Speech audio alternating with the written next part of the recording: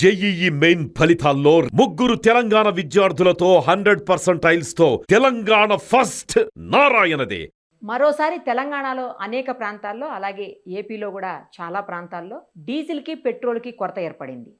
చాలా బంక్స్లో కిలోమీటర్ల మేర క్యూ లైన్లు ఉన్నటువంటి పరిస్థితి వాహనాలు.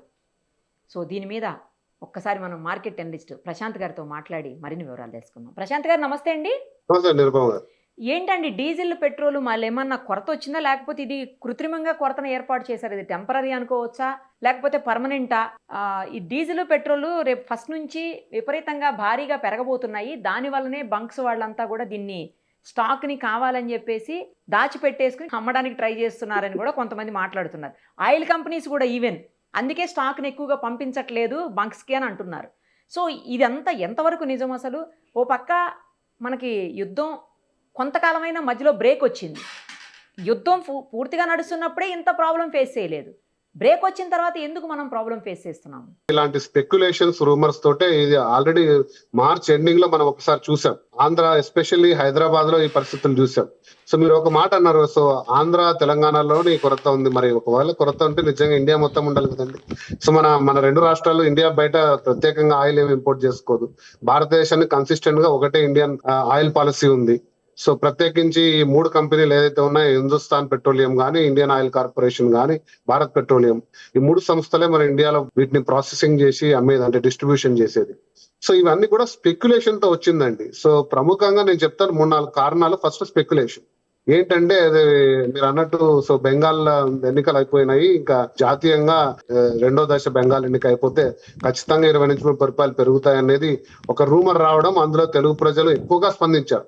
మరేంటో మరి భారతదేశంలో తమిళనాడు, కర్ణాటకలో స్పందించినంతగా తీసుకెళ్లి క్యాన్స్ స్టార్ట్ చేసుకున్నారు. అది పానిక్ బయింగ్. సో అంటే నేను ఒక చిన్న ఉదాహరణ చెప్తాను. హైదరాబాద్ లో మా ఫ్రెండ్ కు పెట్రోల్ బంక్ ఉంది. 20,000 లీటర్లు వాళ్ళ డైలీ సెల్లింగ్ అండి. 24 అవర్స్ 20,000 లీటర్లు కాస్త 3 గంటల్లో అయిపోయింది. 3 గంటలు తీసుకుని వెళ్ళిపోతే సో స్టాక్ అవుట్ అయింది.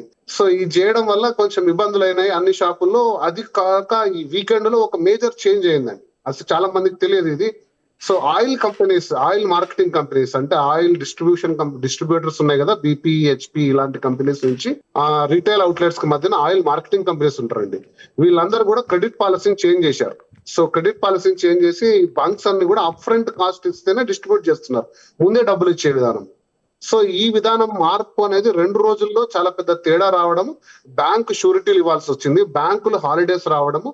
సో ఒక్క రోజు రావాల్సిన ట్యాంకర్ సప్లై అయితే ఆ షార్టేజ్ మొత్తం కూడా వారానికి మొత్తానికి క్యాస్కేడ్ అవుతుంది. సో ఇది ఒక మేజర్ చేంజ్. వీటిని 2 రాష్ట్రాల ముఖ్యమంత్రులు కూర్చొని రివ్యూ చేశారు. ముఖ్యంగా ఆంధ్రలో చంద్రబాబు నాయుడు గారు రివ్యూ చేశారు. దాదాపు 4,500 పెట్రోల్ బంకులు ఉంటే ఆంధ్రప్రదేశ్ లో 2,000 పెట్రోల్ బంకుల్లో ఇదే పరిస్థితి వస్తుంది. ఏంటంటే demand out of supply. So 2,200 షాపులు అయితే ఆల్మోస్ట్ మూసేశారు, డ్రై అవుట్ అయిపోయినాయి, అంటే జీరో ఆయిల్ తోటి. హైదరాబాద్ లో కూడా సేమ్ పరిస్థితి. సో పానిక్ బయింగ్ అనేది స్టార్ట్ అయిపోయి చాలా మంది రేట్లు పెరుగుతాయి అనేది ఒకటి. అంతర్జాతీయంగా ఈ స్ట్రెయిట్ ఆఫ్ హార్మోజ్ పార్షియల్ గా క్లోజ్ చేశారు. మన 2 షిప్పులు ఒక దాడి జరిగిందని ఒక చిన్న వార్త. సో ఒక 2 షిప్పులు దాడి జరిగితే మనకు రాకపోతే ఏంటి పరిస్థితి అని 30 లీటర్ 20 లీటర్ క్యాన్స్ తోటి స్టాక్ చేసి పెట్టుకోవడం, 10 లీటర్లు కొనేవాడు 100 లీటర్లు కొనడం, 100 రూపాయలు పెట్రోల్ వేసుకోవాల్సిన బైక్ కాస్త 1000 రూపాయలు పానిక్ బయింగ్ చేయడం.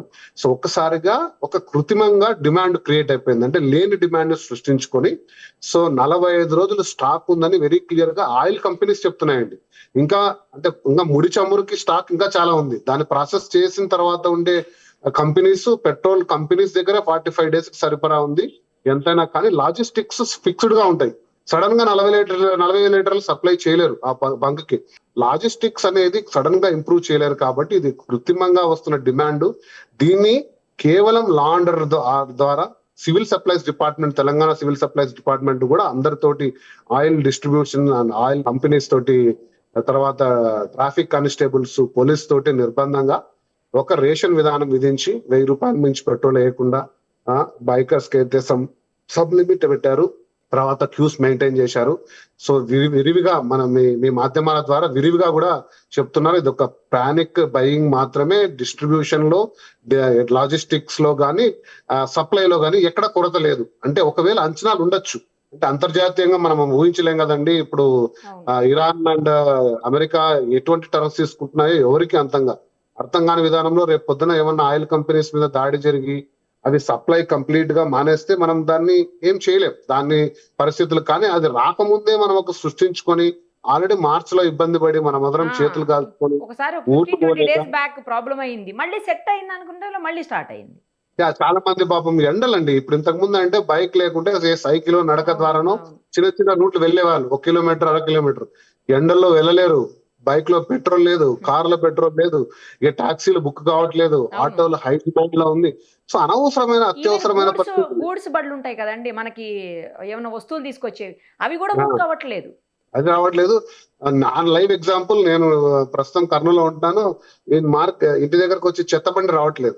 సో ఈ ఆ, చెత్త అంటే ఎటువంటి కారణాలు ఉన్నాయి చూడండి. అంటే అదే కదా. ఇబ్బందులు అనేవి మనకు రకరకాలుగా ఉంటది. కేవలం పెట్రోల్ అంటే మన బైక్ లేకపోవడమే కాదు, చాలా పరిస్థితులు.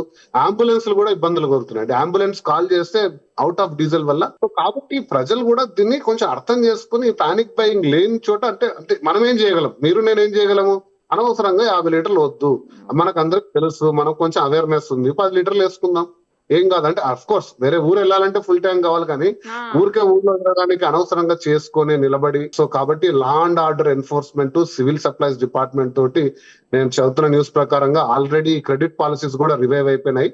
బట్ చిన్న స్థాయి బంకులు కొంచెం ఇబ్బంది పడుతున్నారు. పెద్ద బంక్స్ అందరూ ఆటోమేటికల్ గా అడ్వాన్స్ పేమెంట్ చేసి తెప్పించేసుకున్నారు. చిన్న బంక్స్ కూడా బ్యాంక్ షూరిటీస్ వర్క్ చేసుకొని, సో ఆ రివైజ్డ్ ఏదైతే క్రెడిట్ పాలసీ ఉందో దానికి కూడా గవర్నమెంట్ కొంచెం వెసులుబాటు ఇస్తే ఆయిల్ మార్కెటింగ్ కంపెనీస్ మీ అడ్వాన్స్ పేమెంట్స్ కొంచెం సెటిల్ అయ్యే వరకు ఇష్యూ చేస్తే నాకు తెలిసి మళ్ళీ వీక్ లో సెటిల్ అయిపోతుంది, మళ్ళీ నార్మల్ గా ఉంటుంది. ఒకవేళ అలాంటి పరిస్థితి వస్తే భారతదేశం మొత్తం వస్తుంది. అంటే ఆ రోజు నరేంద్ర మోడీ గారు ప్రెడిక్ట్ చేసి కరోనా లాంటి పరిస్థితులకు సిద్ధంగా ఉండి అని ఒక వ్యాఖ్య చేశారు చూసారా, అలాంటిది ఖచ్చితంగా చేస్తారు. అది మొత్తం ఇండియా వైడ్ గా ఒక పాలసీ అప్లై చేస్తారు, దానికి ఒక ప్లాన్ కూడా చేసుకున్నారు. అప్పుడున్న పరిస్థితులు అది మనం చర్చించాము ఇంతకు ముందు. సో అలాంటి పరిస్థితి అసలు లేదు. లేని దాన్ని 2 రాష్ట్రాల్లోనే మనం ఎట్లా సృష్టించుకుంటామండి. సో కాబట్టి వీక్షకులు కూడా అసలు నేను సుమన్ టీవీ ద్వారా మీ ద్వారా అప్పీల్ చేసేది ఏంటంటే, అనవసరమైన కొరతలు సృష్టించి హైదరాబాద్ లో లేని పానిక్ బయింగ్ వల్ల అనవసరంగా హెల్త్ ఎమర్జెన్సీస్, శానిటరీ ఎమర్జెన్సీస్, రకరకాల ఎమర్జెన్సీస్ క్రియేట్ చేసి ఇబ్బందులకు గురి చేయొద్దని నేను కూడా కోరుతున్నాను. 1000 రూపాయలు అవసరమైన చోట 5000, 6000 కొట్టించి పడేసుకున్నట్టున్నారండి. మామూలుగా నార్మల్ గా అంటే ఆ ట్యాంక్ లో 1000 రూపాయలే కొట్టించుకుంటారు కార్ కి, లేదంటే 2000 కొట్టించుకుంటారు. వాళ్ళంతా గరిష్టంగా 5000, 6000 కొట్టించుకునేసరికి మరి ఆటోమేటిక్ గా 4 బళ్ళకి వెళ్లాల్సింది ఒక బండికి వెళ్ళిపోయింది కదా పెట్రోల్ డీజిల్. అది కొట్టించినా పర్లేదండి, 20 లీటర్ క్యాన్ స్టాకింగ్ అసలు చేస్తున్నారు. క్యాన్స్ లో పెట్రోల్ పోయకూడదు ఫస్ట్ బంక్ వాళ్ళు కూడా. సో పోలీసింగ్ కూడా ఎంత మంది షాపుల్లో మన దగ్గర ఉండే స్టాఫ్ ఏ ప్రాబ్లమ్స్ అటెండ్ కావాలండి. ఇప్పుడు పోలీసులు పెట్రోల్ బంక్ లో ఉండి ఇవన్నీ చేయలేరు కదా. అవును. సో కాబట్టి ఆయిల్ కంపెనీస్ కి నిర్బంధంగా చెప్పారు, పొరపాటున గిన మీరు క్యాన్ లో గిన ఇస్తే పెద్ద పెద్ద ఫైన్ వేయడం జరుగుతుంది అంటూ కూడా.